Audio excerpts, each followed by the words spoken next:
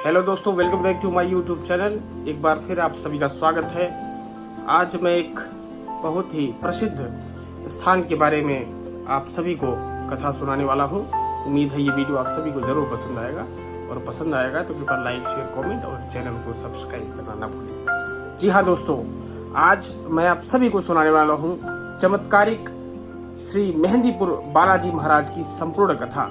जी हाँ दोस्तों, राजस्थान के सवाई माधोपुर और जयपुर की सीमा रेखा पर स्थित मेहंदीपुर कस्बे में बालाजी का एक अति प्रसिद्ध प्रख्यात मंदिर है, जिसे श्री मेहंदीपुर बालाजी के नाम से जाना जाता है। भूत प्रेतादि ऊपरी बाधाओं के निवारणार्थ हेतु यहाँ आने वाले लोगों का तांता लगा रहता है। तंत्र मंत्रादि ऊपरी शक्तियों से ग्रसित व्यक्ति भी यहाँ पर बिना दवा और तंत्र मंत्र के स्वस्थ होकर लौटते हैं। संपूर्ण भारत से आने वाले लगभग 1000 रोगी और उनके स्वजन यहाँ नित्य ही डेरा डाली रहते हैं। बालाजी का यह मंदिर मेहंदीपुर नामक स्थान पर दो पहाड़ियों के बीच में स्थित है, इसलिए इन्हें घाटे वाला बाबा जी के नाम से भी जाना जाता है। इस मंदिर में स्थित बजरंग बली का स्वरूप मूर्ति किसी कलाकार ने नहीं बनाई है, बल्कि यह स्वयंभू है। यह मूर्ति पहाड़ के अखंड भाग के रूप में मंदिर की पिछली दीवार का कार्य भी करती है। इस मूर्ति का प्रधान मानते हुए बाकी मंदिर का निर्माण कराया गया है।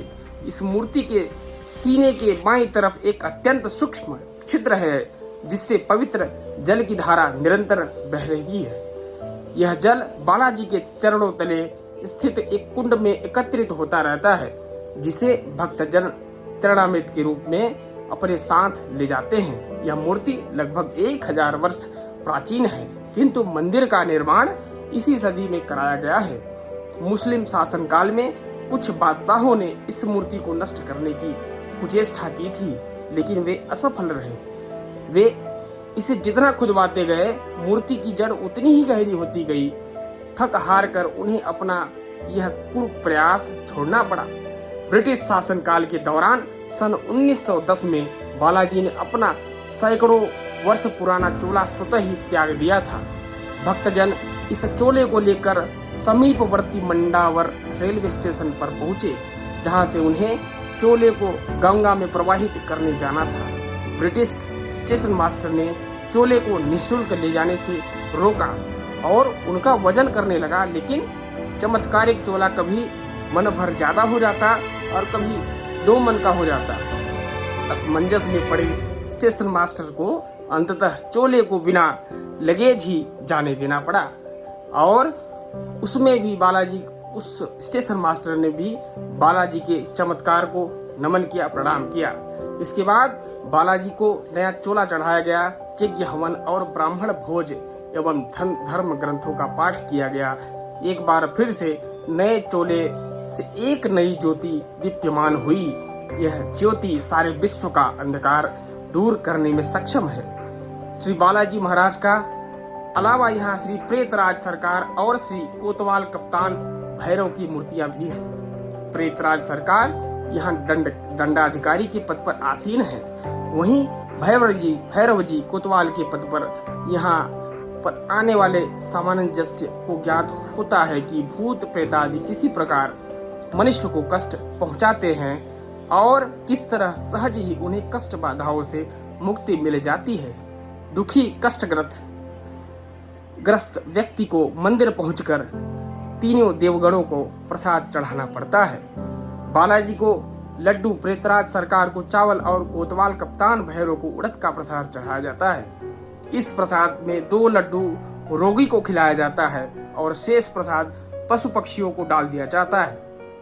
ऐसा कहा जाता है कि पशु पक्षियों के रूप में देवताओं के दूत भी प्रसाद ग्रहण करने के लिए यहाँ पर आते हैं। प्रसाद हमेशा थाली या दोने में रखकर ही दिया जाता है। लड्डू खाते ही रोगी व्यक्ति झूमने लगता है और भूत प्रेतादि स्वयं ही उसके शरीर में आकर बड़बड़ाने लगता है। स्वतः ही वह हथकड़ी और बेड़ियों में जकड़ जाता है। कभी वह अपना सिर धुनता है, कभी जमीन पर लोटपोट हाहाकार करता है, कभी बालाजी के इशारे पर पेड़ पर उल्टा लटक जाता है, कभी आग लगाकर उसमें कूद जाता है। कभी फांसी या सूली पर लटक जाता है। मार से तंग आकर भूत प्रेतादि स्वतः ही बालाजी के चरणों में आत्मसमर्पण कर देते हैं, अन्यथा समाप्त कर दिए जाते हैं। बालाजी उन्हें अपना दूत बना लेते हैं। संकट टल जाने पर बालाजी की ओर से एक दूत मिलता है जो कि रोग मुक्त व्यक्ति को भावी घटनाओं के प्रति सचेत करते रहता है। बालाजी महाराज के मंदिर में प्रातः और साय लगभग 4 घंटे पूजा होती है। पूजा में भजन, आरतियां और चालीसाओं का गायन होता है। यह समय भक्तगण जहां पंक्तिबद्ध होकर देवताओं का प्रसाद अर्पित करते हैं, वहीं भूत प्रेत से ग्रस्त रोगियों चीखते चिल्लाते उलट पलट होते तथा अपना दंड भुगतते हैं। बालाजी मंदिर में प्रेतराज सरकार दंडाधिकारी पर पद पर आसीन है। प्रेतराज सरकार के विग्रह पर भी चोला चढ़ाया जाता है। प्रेतराज सरकार को दुष्ट आत्माओं को दंड देने वाले देवता के रूप में भी पूजा जाता है। भक्ति भाव से उनकी आरती, चालीसा, कीर्तन, भजन आदि किए जाते हैं।